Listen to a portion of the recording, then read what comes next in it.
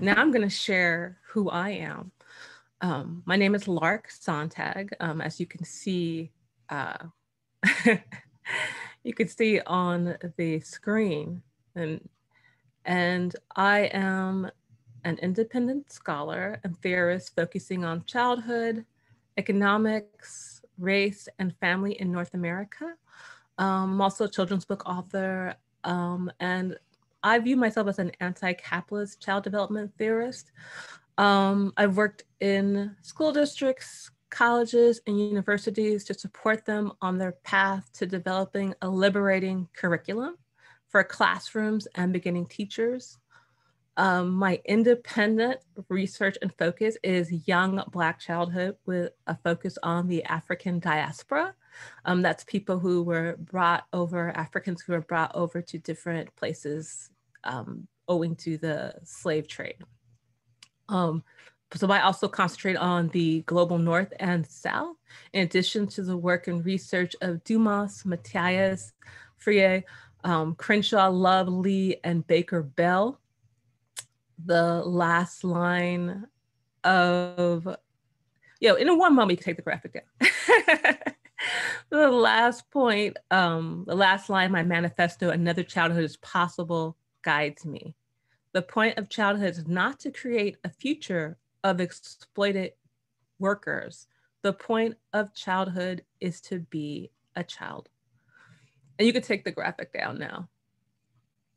Thank you. I just wanted so you could see me a little bit. So I have my book, What Every Child Should Know, is released on Sanctuary Press. And I also founded a digital literary magazine for adults called Public Intellectuals. So that's me. Okay, hold on here. And so kind of what I'm going into is today, let me look for here. Okay, I'm working and whatever. I'm going to start this presentation. I'm going to reference The End of History and the Last Man. This is out of 1992. And that is the end point of mankind's ideological evolution and the universalization of Western liberal democracy as a final form of human government. It is a philosophy by American political scientist Francis Fukuyama, and I reject this thesis. I believe that we can have change in political, social, economic systems for good and, of course, ill. We can go backwards, but we can also go forward. We shouldn't assume that market forces will lead us to a greater world, or that our oppression is inevitable. Or for us to be free, we must suffer from pain. And I think that that's something a lot of people kind of feel like, oh, we should be, in order for us to get better, we have to suffer first. And I don't believe that. This is a punitive, based in Christianity, colonized theory that you must suffer in order to reach heaven. And it's a hindering kind of idea. But the thing is, the great thing about everybody who is here, you wouldn't be here today if you didn't think change was possible. And change and pain does not have to be synonymous. I'm going to look at the West because that is where I'm from, and it is who kidnapped and enslaved my family over 300 years ago, and why I'm in the United States. I always kind of like try to acknowledge that the world is bigger than just the United States, because we get very kind of trapped in this US-centric way of thinking. So I'm saying my experiences are from my experiences in the West, being in the United States. We have a concept here that started in 2013. It's a law called Citizens United. And just so you know, there's a Citizens United, it says that corporations are people, and they can take part in elections, they can have liberty and freedom. And it's not new though, if you look at history. You know, what is new is that people who were once colonized and enslaved have the right to liberty and freedom. And here's the reason why this is important. If we're not people, then we can't be children. So that means if you are a Black child, a Chicano child, a Native child, and you're not viewed as a human being, you can't be viewed, you're not, you can't be a child, because only humans are children. Can we share that, my slide one more time?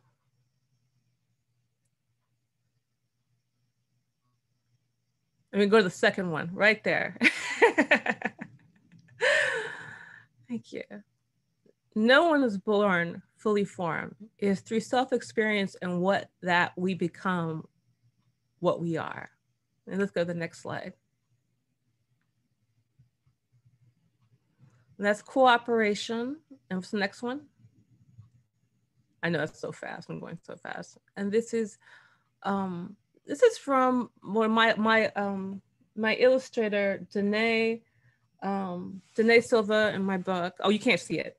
That's okay. But I have a book called What Every Child Should Know. And we were very into talking about cooperation, immigration, colonization, the experience of children who are, who are minoritized in the United States. And to us, it's so important for us to not just look at this through a United States lens, but look at it through an international lens, a global lens, an economic lens. And now you can take it down. Thank you so much. And kind of like bringing it back to that, even though it's a children's book, we're still talking about those issues. So I'm gonna talk about something that's, dear to my heart, early childhood. Oh, and also too, so the notes in the chat, I can't see it until after this is over. So, but I will go back through and answer all your questions. During the 19th and 20th centuries, there were two tiers of early childhood programs that evolved in the United States. One tier is rooted in the social welfare system and was driven by a desire to reduce welfare payments, with scant attention paid to the needs of the child.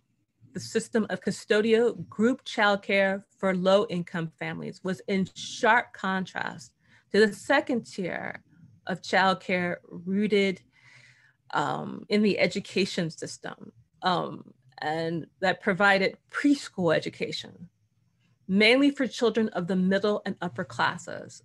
And this is kind of like what I read about and researched by Past Caring, A History of US Preschool by Emily D. Cahan. She is still with us and she is a treasure. And the thing is, this report, not a book, this report is 20 years old. And it's still very much the same, where we have two tiers of childhood, early childhood. We have custodial care for people whose parents are working, and then we have another kind of learning environment for the people who are going to be the leaders of industry, et cetera, et cetera. And that's a problem. Childhood is viewed as a privilege by, the colonizers, the upper middle class. There's this idea that you don't have a right to be a child if you're working class, if you're Black, if you're Chicano, if you're Latino or Puerto Rican. For white men, colonizers, settlers, capitalists, aspiring white men, colonizers, settlers, capitalists, there's this dystopian view of the future. And it's It's a great tool. It's a great tool for oppression, power, control, and justified by them violence. And this is true on the political left and the political right, in white people and politics. With dystopian future, it's this emphasis on surviving instead of striving and moving forward. And these are all things that are harmful to community, family, and indigenous people. For me, like, we cannot let them decide our narrative or guide us. Like, to me, we cannot let violence guide us. We can't believe in this idea that, well, and the thing is that this is even more, you know, this resonates even closer today. We cannot let us feel as if violence is the only tool we can use, or the tool that we should use. That's the first tool we should use in order to get what we need, because it's not even really a tool, it's a chain. And to me, we can get inspiration from everyone. Anyone that strives for a society for freedom for all is a person that I can borrow and remix from. And as you probably know, Another Childhood is Possible. It's based on Noam Chomsky and David McNally and the World Socialist Forum ideas of another world is possible. So I borrowed from them. We don't have to suffer to live. And in fact, cooperation is how we live. Competition and suffering is how we die. We want a world where we are living and not waiting to die. And a childhood where everyone gets to be a child. I wanted childhood to cease being a privilege of only the upper classes or two-parent households, or as we call it, the nuclear family. Also, if a parent has challenges, I'm like working towards this as a society to get to the point where that parents that have physical or mental illnesses get enough support so their children can continue with their childhood. This whole idea that, oh, the adult in your life is going through challenges, and so you need to grow up. It's not appropriate. We need to have a community that we support everyone, regardless of where they are in regards to, you know, their self-realization. And I feel that for us working class people, for people of color, like how I used to say that how kind of like the colonizers have the United Nations, I would like to have a version of that for the people, a sort of agreement amongst us that we're going to respect the people across nations, that we look at life and childhood through an international lens. Slavery for iPhones and chocolate are not acceptable, but we're so isolated, so we're not connected. And the thing is that with the internet, we don't have to be. The rich are connected. Why are we not connected? Well, we know why. And also too, when I say child-centric, I mean, don't forget about children, but it should be community-centric, family-centric. I mean, teaching these values. I mean, having a society where these values are able to thrive. And that's going to go beyond just one family. It's going to go beyond just one classroom. I think it's a mistake sometimes where we have this idea that one teacher can fix the system. But also we have this idea that as a community, we can only do so much. We can't fix the system, and we can fix the system. I'm gonna go into an anecdote, and then I'll do a little, a little bit of a break. Okay, so I taught for 10 years. So one day, I'm gonna give you a little anecdote. One day I had a student say to me, we have to listen to you because you're in charge. You are the boss. And I explained, I am not the boss. I am not in charge of anybody, little or big. I have a role, and my role is the facilitator of classroom experiences. And my little student, of course, asked me, what's a facilitator? I explained that I created a classroom where you can learn from your friends by playing with them, and you can learn on your own by exercises of your choosing. And my student argued an action that I always encourage. Arguing is not fighting, it's critically thinking. That they can do, that they argued that they had to do what I said. And I further explained to them that in life, you always have a choice.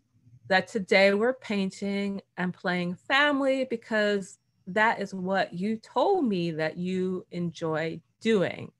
If you would rather not do that, you don't have to. And my student responded, but I want to, because it's fun. I like painting. And I said, yes, you do. And so who is the boss?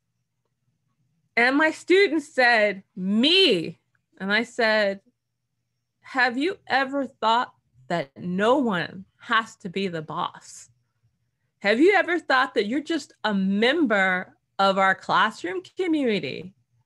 Of course, they asked, what is a member? And I explained it's a group of people who work together to support each other and help each other. And then said in groups, sometimes you may have an idea and others will do it. And sometimes another person, big or small, may have an idea and you'll do that.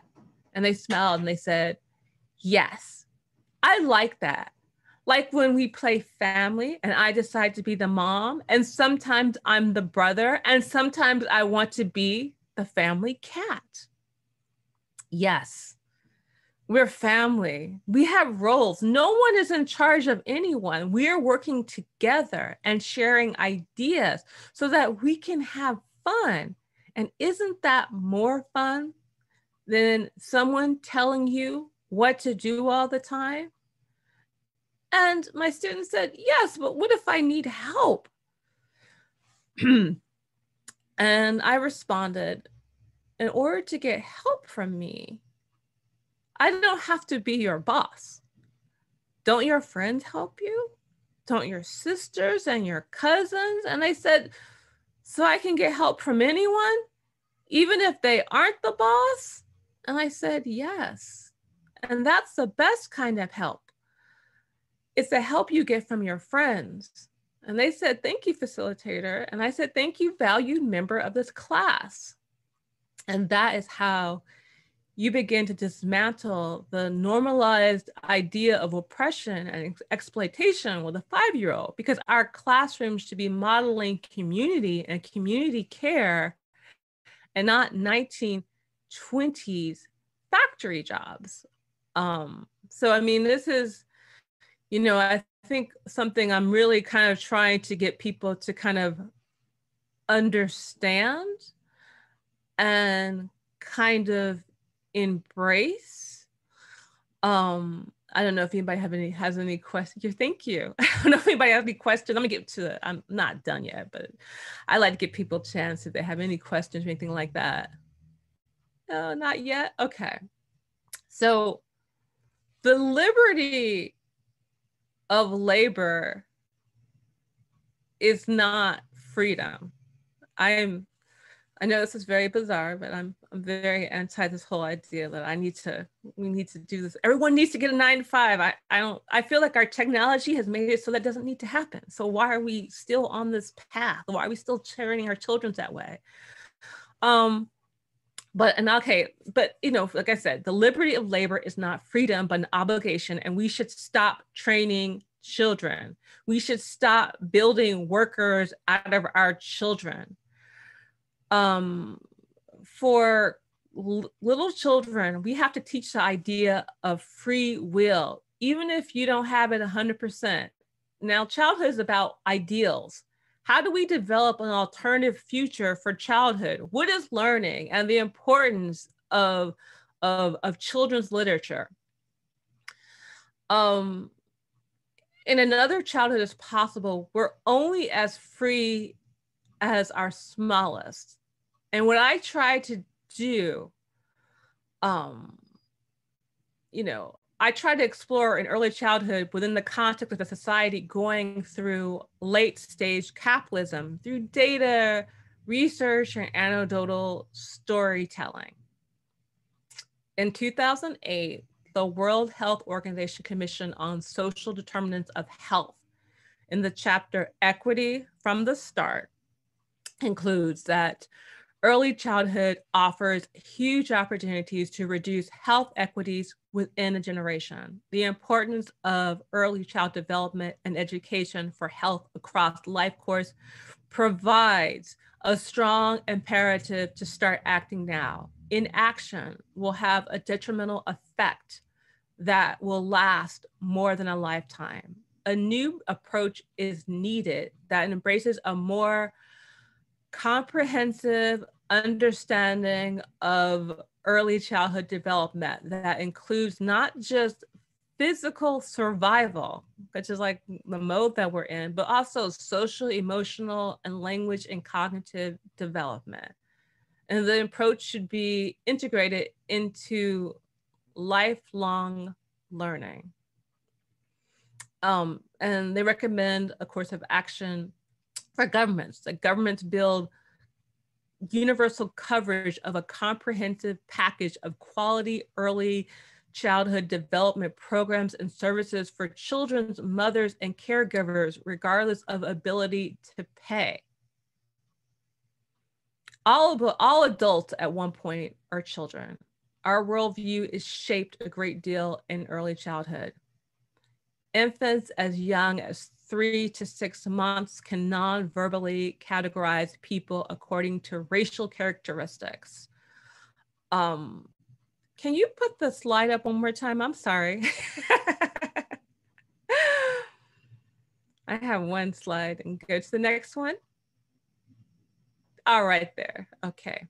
You can look at these interesting facts. Infants as young as 3 to 6 months can non-verbally categorize people according to racial characteristics.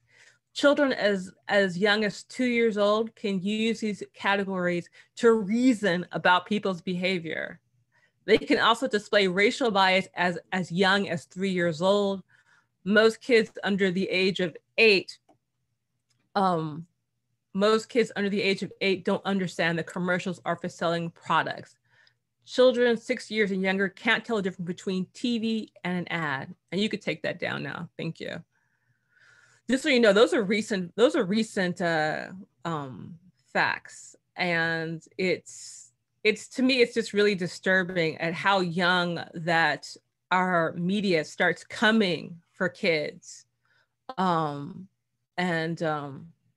it's disturbing, but it's disturbing because I think a lot of times people don't understand how on the right, people who are racist, people who are sexist, people who are oppressive, they're making games for children. They're making books for children, and with a specific goal in mind to turn them into racists, to turn them into people who are intolerant, to stop them from thinking. But I got off track there. But what is put in front of children, especially children that do not have the benefit of an adult to interact with them during what seems to be a down part of the day, see media as fact. Seeing is believing, and they see the visual world as fact. And even like I said, I'm not here to say never play with your phone. I'm not here to say get rid of it. I'm here to say understand what is happening and understand how to counteract it. Forces that want to oppress are very, very concerned when indoctrinating children as young as possible. They push capitalism through competitive games.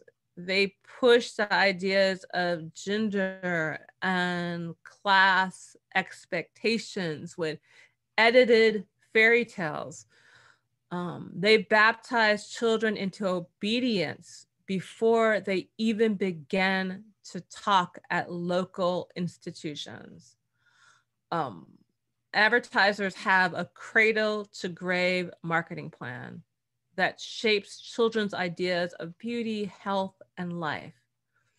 Organizations like the Boy Scouts, which train children to be militaristic and nationalistic, accepts all genders now. Hooray! It begins its program at 5 years old. In Nazi-era Germany, the Third Reich released board games that reinforced anti-Semitic views and encouraged players to invade nearby countries. And that to me is that just blows my mind. The original, well, we all know about Monopoly. The original Monopoly game, the landlord game, was created by Lizzie Marie, and had rules for 2 different games: anti-monopolist and a monopolist. The anti-monopolist rules rewarded all during wealth creation, while monopolist rules had the goal of forming monopolies and forcing opponents out of the game. In our current society, we view children not as radical individuals with the ability to change and grow and create, but as future workers within the capitalist system. And on the sectarian left, we silo children's needs. During our organizing, we say, sure, children are free to come, but we do not censor our behaviors, our actions around children. The caregivers of children are not seen in political movements until their children are grown. Our political fights only bring up children if a child dies, so you can put a parent in jail. Test scores are too low. Problem, because how can people with low test scores be good workers in capitalism? Or some other task that's related to their future usability as workers within capitalism. Our scenarios for late stage capitalism, pre-revolution, pro-revolution, another worldview, children as an afterthought, in the idea of what about the children? But what about the children? Is this really addressing the children's needs and agency, or is this projecting the parents' needs and demand, or maybe the future employer? There's a term called play equity, but to me it's more like child equity or childhood, because play is childhood. Play is the essence of childhood and the child's soul. Referring to the United States, African American and Latino children in high poverty and even moderate to low poverty communities, as I said, are not viewed as children. And I'm going to reference Goff, Jackson, D. Leone, Collado, D. Tommaso, 2014. This is especially the case in hyper-segregated African-American communities.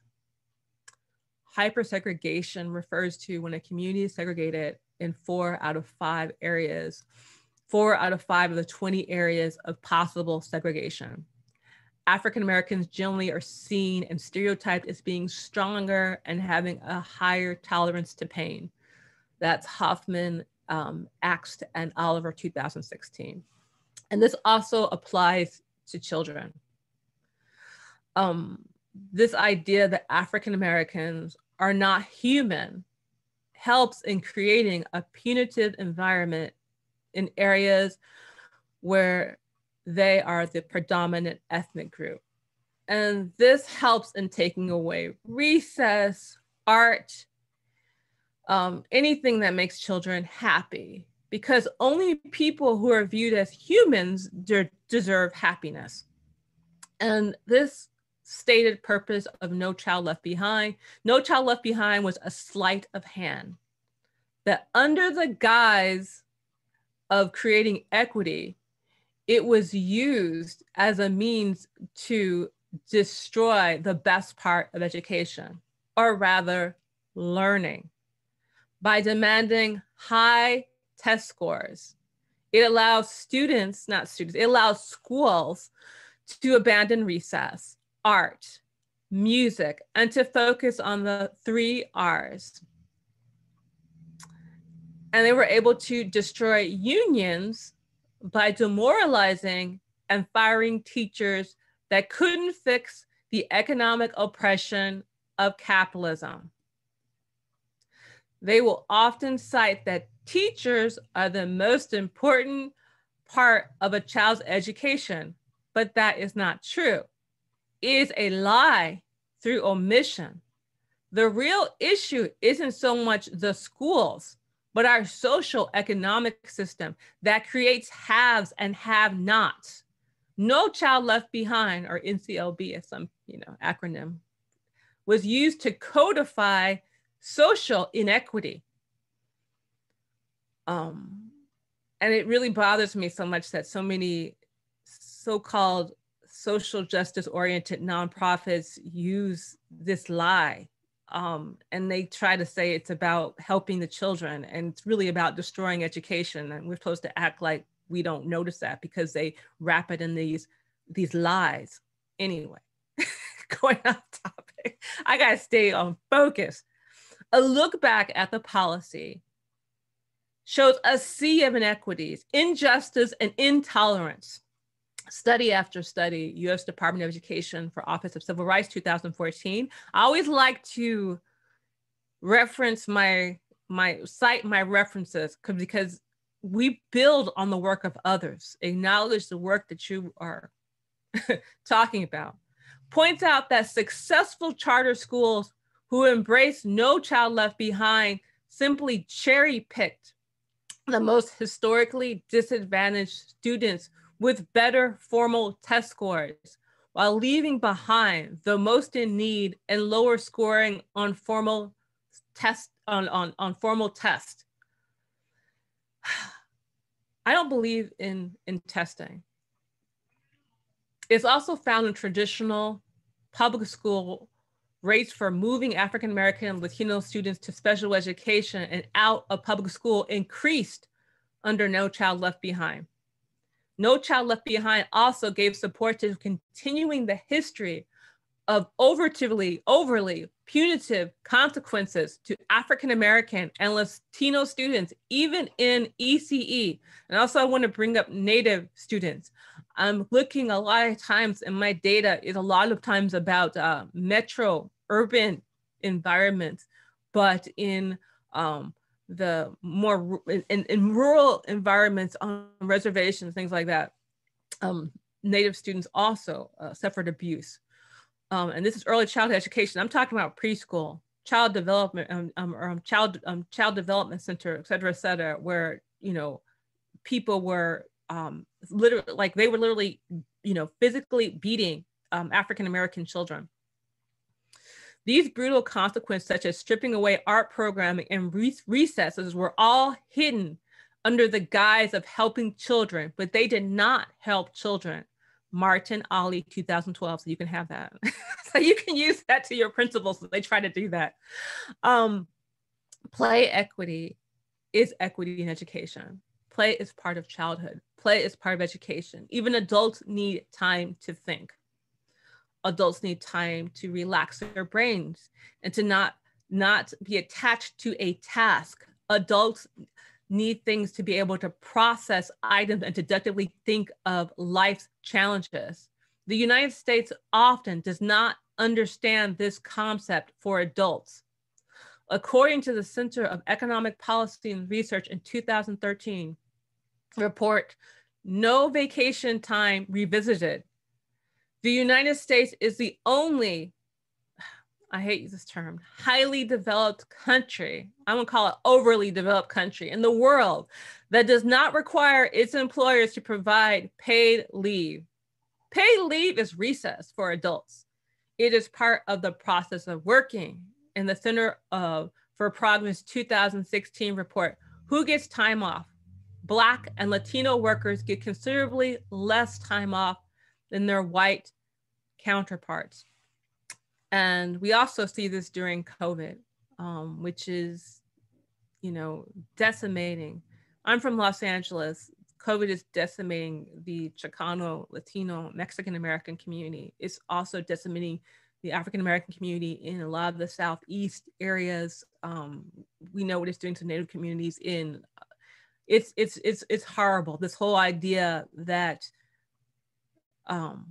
workers, Black, Latino workers, and Southeast Asian, Filipino workers are supposed to make it so that everyone else is comfortable. That is criminal. What is going on here is criminal. And I'm kind of going off topic here, but I was quite upset in early childhood where we had a lot of social justice advocates. They're not real, because if you really did care about children, you wouldn't want to kill their parents because of some test scores. This non-giving, stipends for people and forcing people of color to make these horrible decisions when we're in the middle of a pandemic and science is real. So people should be at home. But let's go to solutions, some concrete solutions. First off, be aware that the right, racist, fascist, nationalists are coming for your children, okay?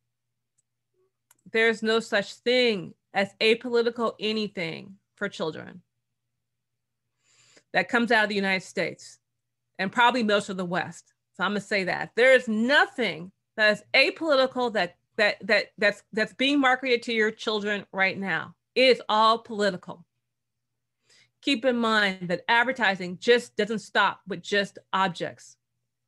It includes purviews that support economic forms, oppressive forms of economics.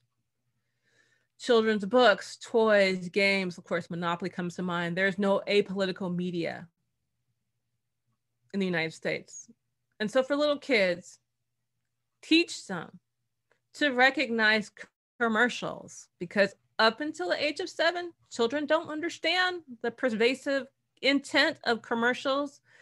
They, the idea someone is trying to sell them something. In fact, they often like the show. It's like, oh, this is great. This is a great TV show.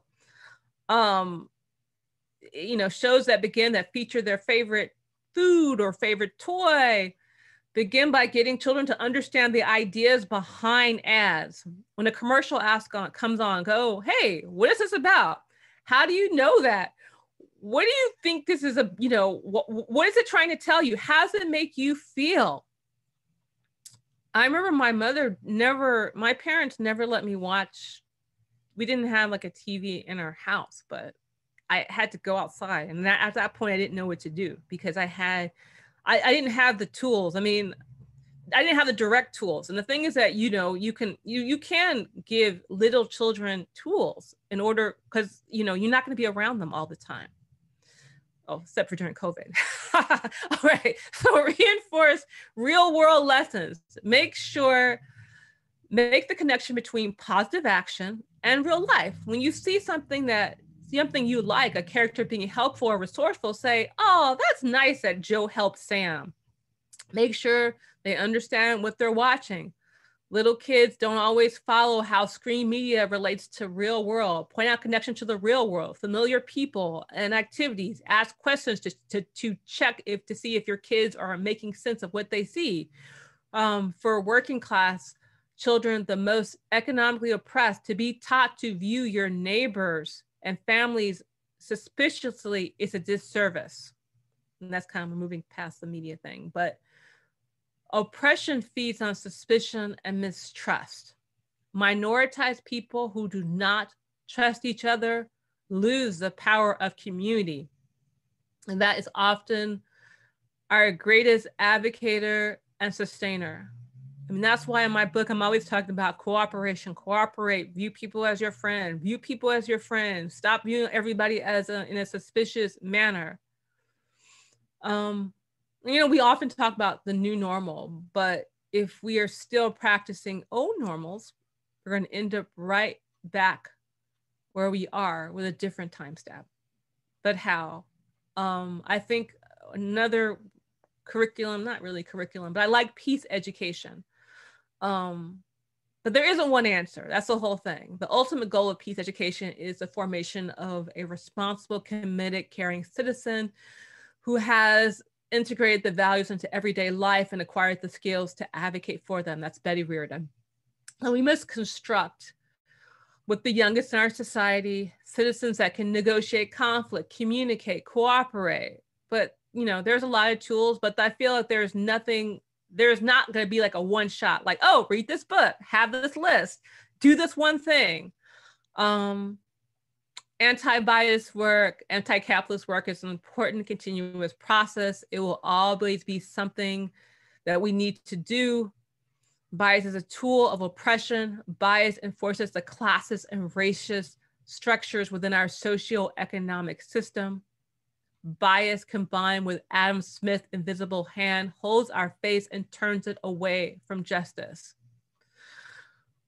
Marie Montessori provided me a map with her essays in her book, Educate for Peace, a book that highlights Montessori's lifelong dedication to peace and equity internationally. Because I feel also too, we need to start looking at things in an international way. And I mean, the thing is that, you know, another person, the founder of the social justice oriented Reggio Emilia, Loris Malaguzzi, showed me that peace movements are intersectional.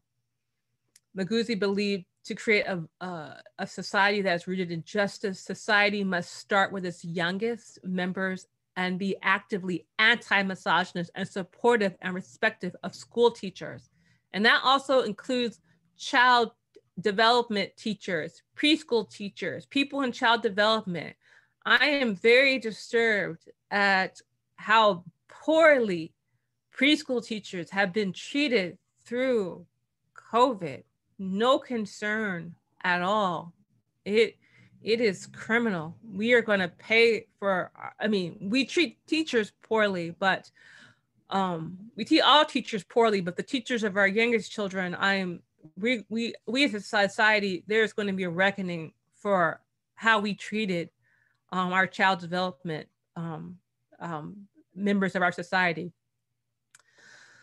So as we move towards a society where de-information can be easily obtained via a few taps of the keyboard, our interactions with our fellow humans online and offline are essential.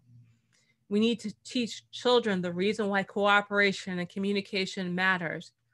Communication is something that we're losing. Cooperation and conflict resolution is one of the most important tools that every group should have, even among 4-year-olds.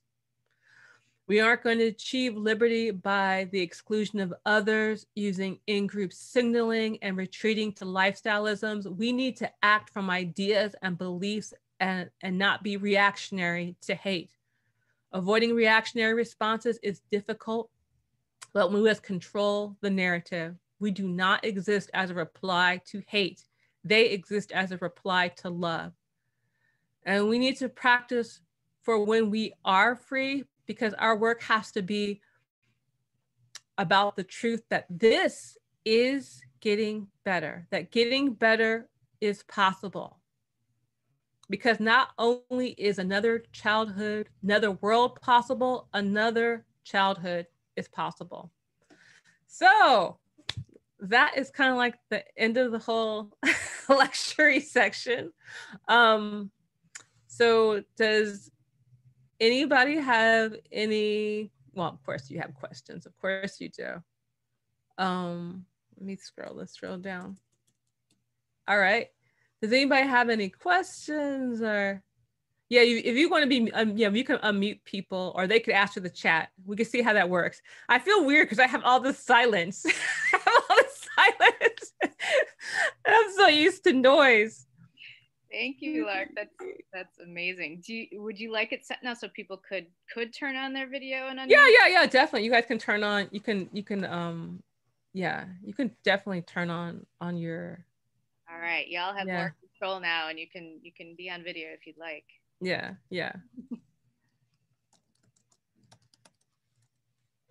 Wow, somebody asked me how would I define childhood. Well, I would define childhood as freedom. I would kind of define it as this place of exploring, kind of discovering. I think one of the things that have been so some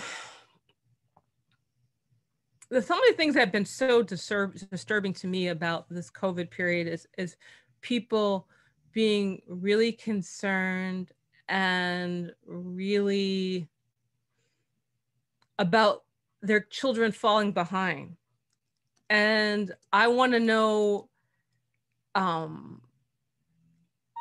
just want to know what people think, childhood is. What people think the point of childhood is. And to me, the point of childhood is not test scores. It's exploring, it's freedom, and things like that. And so to me, it's like, but the thing is that a childhood doesn't exist if the parents don't have freedom. So we can't just go, oh, well, what does a childhood look like? Well, to me, it's like, what does a community look like? If a parent or a guardian can't take time off work to play with their child or to let their child explore, or they have to kind of like, do it in these breaks, and you don't get to have a childhood. So, I mean, I feel like childhood is freedom, but childhood is also, a community where, everybody has the ability and the freedom to take a break, to be able to, guide our young people. And it shouldn't be a privilege of just people who have money. You know what I mean? I don't know if I responded, if I okay. What do you see Head Start programs falling in between the two-tier preschool programs? Ooh.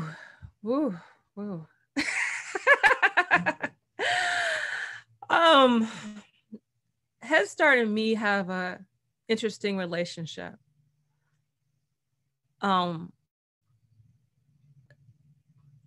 thing is that I feel that, I don't want to disparage the work of Head Start, but I feel that I feel that Head Start, or put it this way, I feel that some institutional programs with this whole kind of like this view of children, this kind of pathologized view of urban Black Latino communities is kind of problematic. Not problematic, it's a challenge. I feel that, Head Start at times can feel like custodial care to me.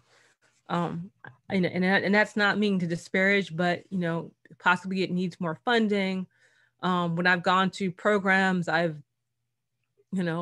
haven't necessarily appreciated what I've seen. So if that helps. Books that you recommend for students, to me, it's like yes. There are a lot of books, there's, I Am Enough, Julian's a Mermaid.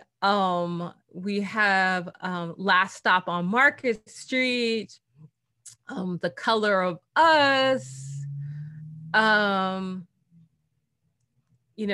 are a lot of books out there that are, A is for activists. I like that for little kids. I like a lot of the books I like. A lot of things I like books that are about action.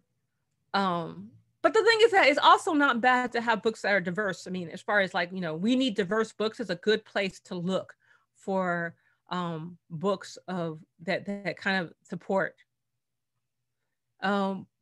Lark Sontag, mean by the statement people of color, how is it that the term differentiates from colored people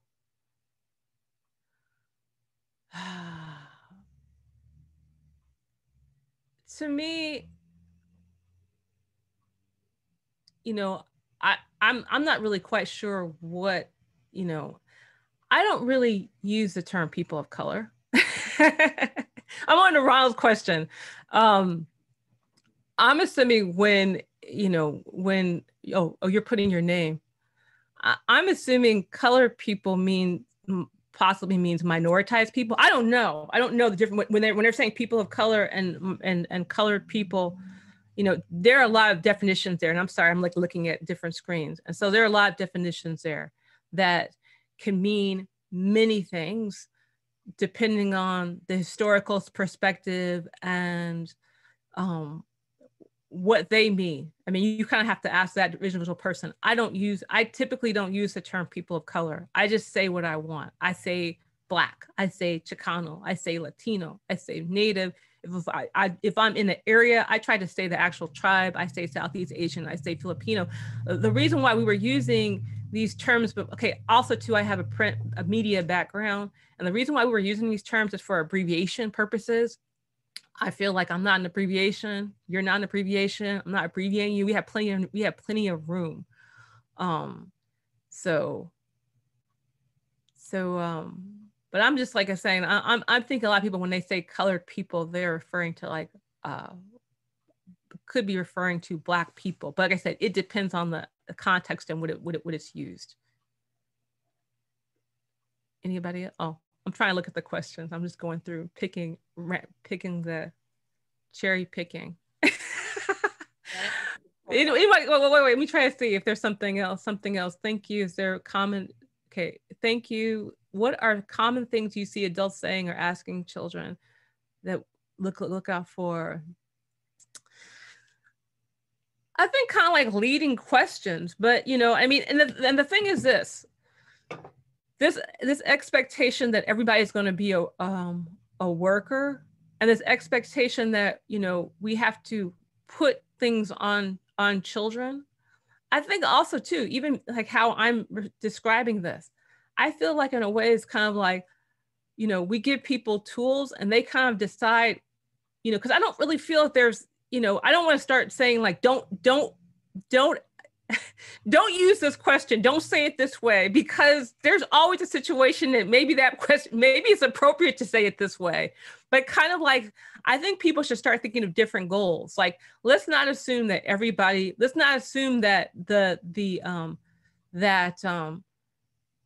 like, I don't like using the term single mother. We don't ever say single father or something like that. We don't define cisgender men that way, but we define cisgender, you know, we define women this way. But I mean, I try to kind of like think of a world that I would want to live in, a world where an unpartnered parent doesn't necessarily mean that they are, you know, an unpartnered parent has all of the gifts and opportunities as everyone else, and kind of like trying to build a society so the words that I use aren't just words that are inclusive, but it means, okay, I'm going to try to create a world. I'm going to try to create a policy so that everybody can be the people that they want to be, can be self-realized and things like that. It feels weird. There's always that person that gives a question that's a comment. No, gives a question that's a comment is really good. I feel like Ronald would be that person. Did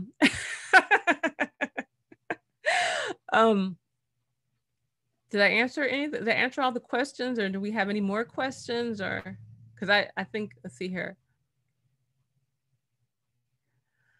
BLM, are there cultures past or present who have put kids and especially childhood first?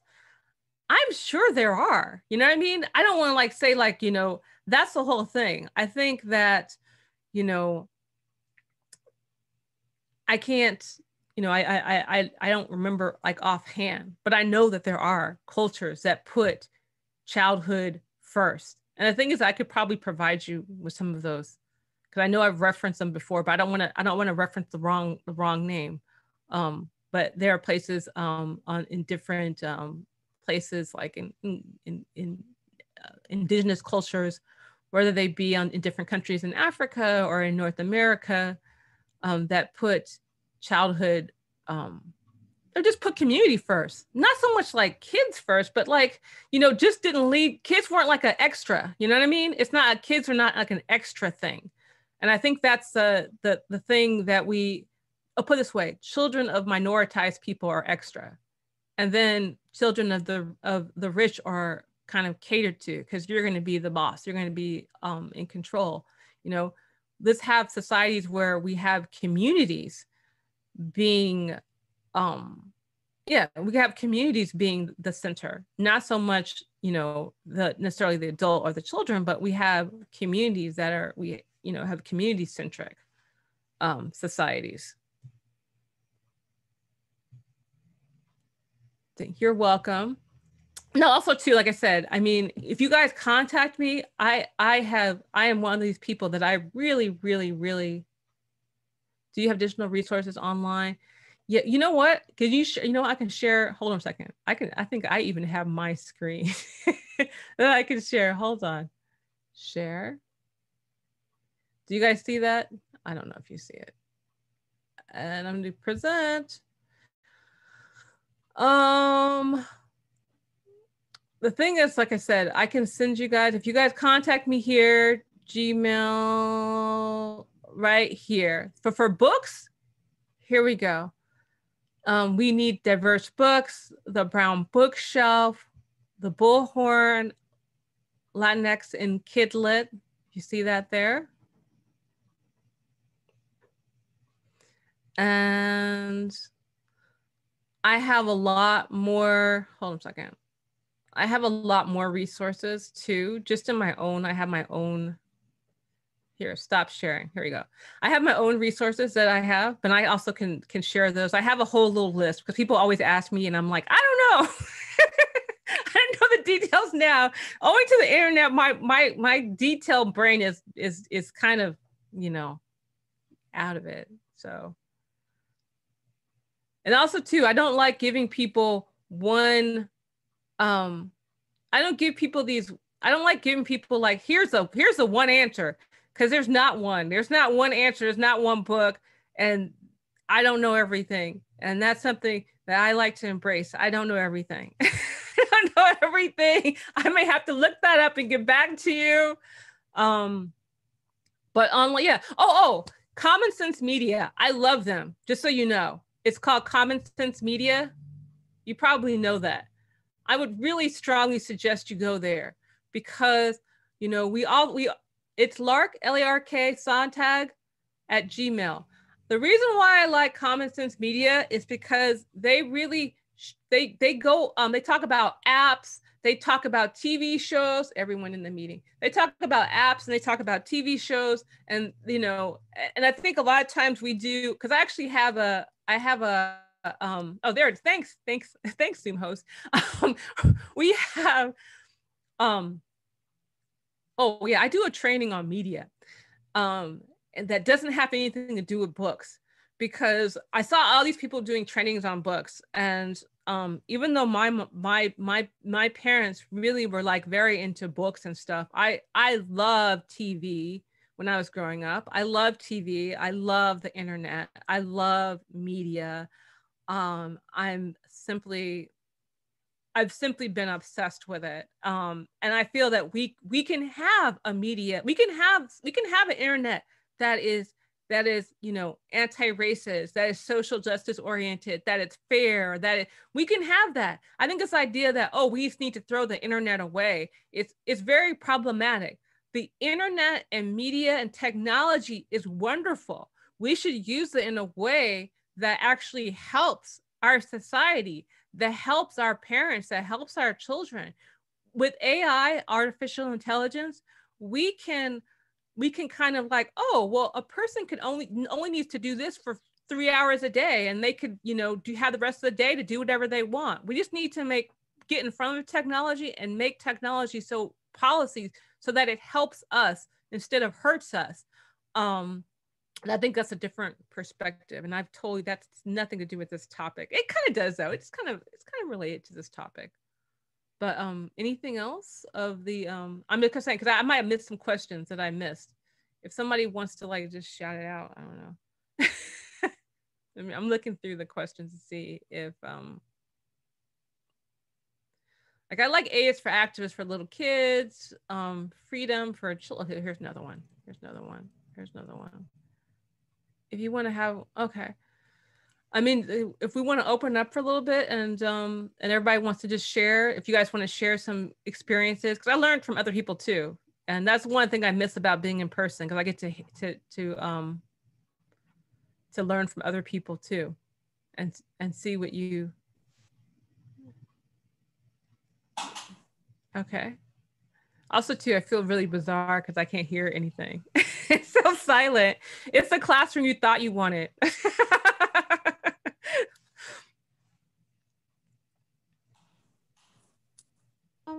Hi, can I ask a question real quick? Of course. I'm so sorry. I've been going in and out of the conversation, but I've caught majority of it. And so I hope somebody didn't already ask, but I was wondering, so I am very young. I don't have kids. I don't intend to for like many more years. Mm-hmm. And I grew up in, I also hate to say this, but it's what we call it, but a developing country. Mm-hmm. And the discussions you've held today is like basically completely foreign to us. So there's no, like, I don't think our difficulties in life really allow children to even have the free time that you're talking about, the recess Mm-hmm. time. Like kids are basically the second kids are basically. And so I was wondering, like, if you are a child born into that kind of chaotic lifestyle, how do you yourself develop or become the kind of adult that's like, if another childhood is possible, basically, Mm-hmm. how would you, what are the tools that like the adults can use and the parents can use so that they are better to the children that are learning all of these positive traits and attributes from schools and from teachers and from society progressing? Like, how do the parents also do that with their kids? I think your question. Okay, here's the big challenge with your question, and it's a good question because that's kind of like part of what I was talking about. I was talking from a United States perspective, but the challenge is this: all of us who have been, I want to say, put upon by overdeveloped countries. It's connected, like things that maybe that were happening in your country, where you were born, were impacted because of things that are happening in the UK, the United States, France, Germany, and I think that we hear this whole idea that I'm like, okay, if you're in this situation where you have this huge capitalist monster oppressing your whole community and oppressing your nation, what can I tell the parents to do? Like, I feel like in a way that would be a cruel thing to do, for me to be like, oh, what you should do. I would never, I mean, like that. But I mean, number one, it was kind of like, I would, I would not do that. But the thing that I would do is, like, for instance, I will talk about, there's a thing called the African AFCT, what's it called? AFCFTA, which is an African Continental Free Trade Area. And when they're opening up all the African countries, and they are essentially making so we don't have tariffs, so that North America and Europe and China and Japan can go in and exploit people, exploit the country. This has happened since they have a version of free trade in Central America. They have, which is part of the Honduras, which is why the Honduras was essentially a continuation of the plantation colonies, a plantation system in the United States. So after the Civil War, and they could no longer have enslaved Africans, they went down to the Honduras and began to enslave people from the Honduras in order to work in their agricultural business. And I think, you know, little versions of that are happening everywhere. So I think the first thing we should do is when we talk about childhood in overdeveloped countries is to include places, I don't know where you're from, places like where you are from in the conversation. Like if I'm eating chocolate and that chocolate is from slave labor, from children from other places, that's not okay. Like we need to be connected the way rich people are. Like rich, yeah, open this way. The African Continental Free Trade Agreement, I have friends that are international lawyers, and France and Sweden and all these places are all talking to each other, how to make money and how to exploit Africa right now. This is happening right now. What I said that we should do is create a system where all of us talk together, like the working class communities, the colonized people, the minoritized people, the places in the world, the developing world, where we all kind of have a connection. Like, and so when the parents in where you live, I'm sorry, I'm looking at the screen and I know I should be looking here. When the parents where you live are having challenges because they can't create because a United States or multinational company is exploiting them and not paying them money, we should be able to have some kind of connection so that we can support you and demand that they pay the parents. You understand? I don't know if that answers the question. Like, I feel like for me to be like, okay, well, this giant multinational company is not paying you money. What can your parents do? I think one of the things we can do here is to recognize your perspective, recognize those things that are happening, recognize our place in making that oppression happen in other countries, if that answers your question. I think it does. Thank you so much for your response. I think I understand your view. And I think like this is all very kind of a bizarre conversation because like, what about the people that can't afford to have these conversations? And so I was just like wondering, like, you know, like, do I wait until I have children to like, exactly. So I just feel like this is like, I don't know. I'm just thinking on my own. Like, no. You have to think, but the thing is, I'll tell you something. People don't, when I talk about stuff, you know, a lot of people, they do their thing, they do consulting and they make like they make money on consulting. I do not. Like, this is not how I make, to me, this is my passion.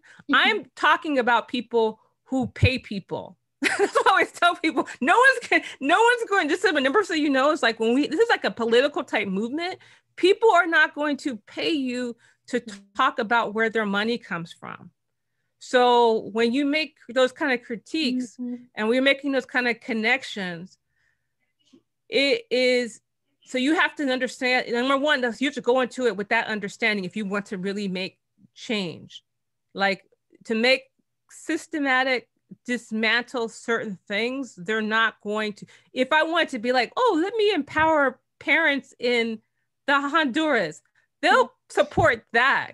Because that's nothing. That's like a joke. Like, oh yeah, so I'm giving them freedom. But if I say, hey, let me go over and, you know, force Dole Pineapple to pay the parents in the Honduras a livable wage. Like, what if we had a world livable wage? We had a world union. We had, you know, a world standard. So it's like, you can't go, we like in the United States and the UK, we go, oh yeah, we've made enough money until the country just picks up and moves somewhere where they can exploit someone. You know, I mean, I've been working with kind of like this international union.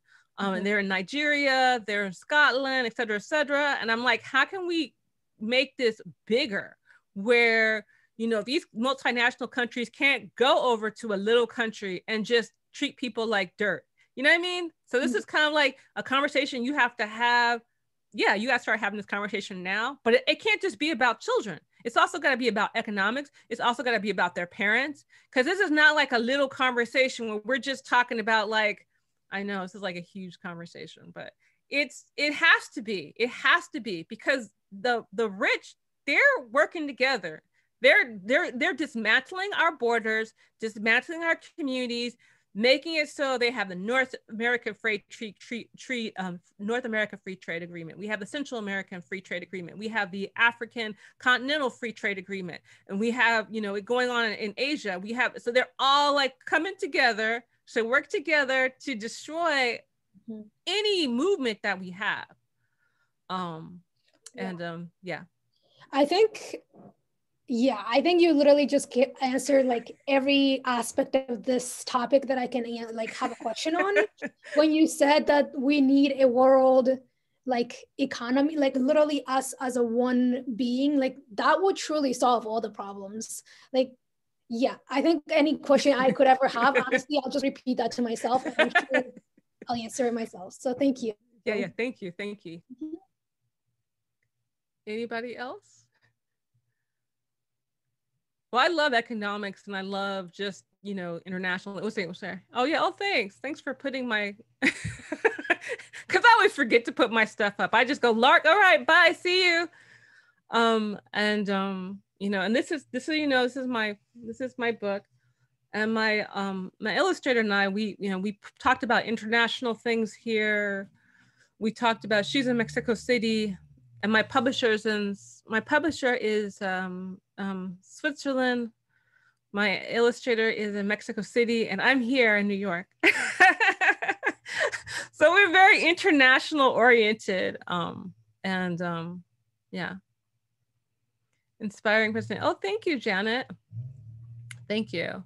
I appreciate everybody questions, and like I said, please contact me. I have a ready, set, go of resources and things like that, because of my bad memory, my bad memory. I could talk about big topics, but little details, I'm, you know, and also this is early for me. Excuse me. Sure. Can you hear me? Can you hold your wonderful book up again? Sure. Okay, whatever. Excellent. Thank you so much. You're welcome. There was a link sent to it in the chats, and you can buy the book. Yeah. I certainly will. Thank you. You're welcome. And my school. Your mic sounds so good. I'm always, when I hear somebody and they sound really good in their mic, I'm always like, what mic is that? It's on my iPhone. That's good to know. Good to know for the future. Okay, thank you. You're welcome. Okay.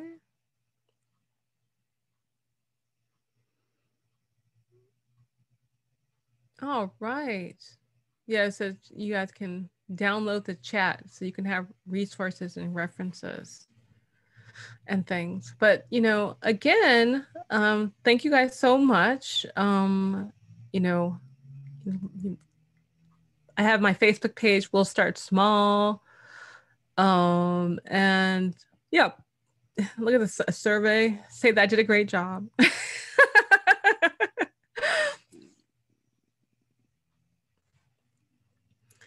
Even though I don't know if I did a great job looking at the camera.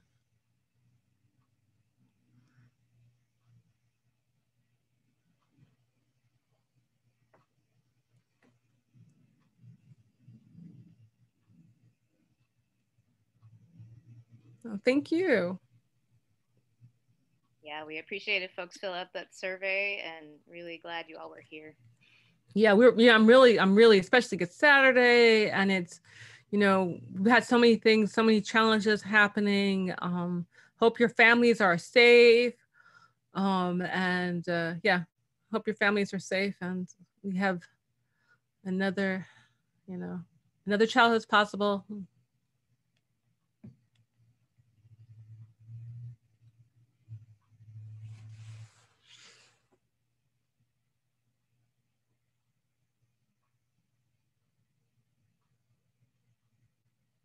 Yeah. Okay.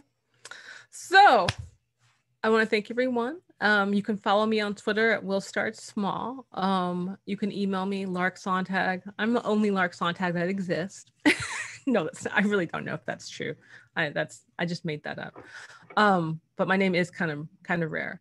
But thank you so much for coming. Feel free to reach out to me.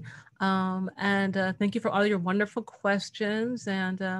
And with that, you have a great rest of the conference and, peace.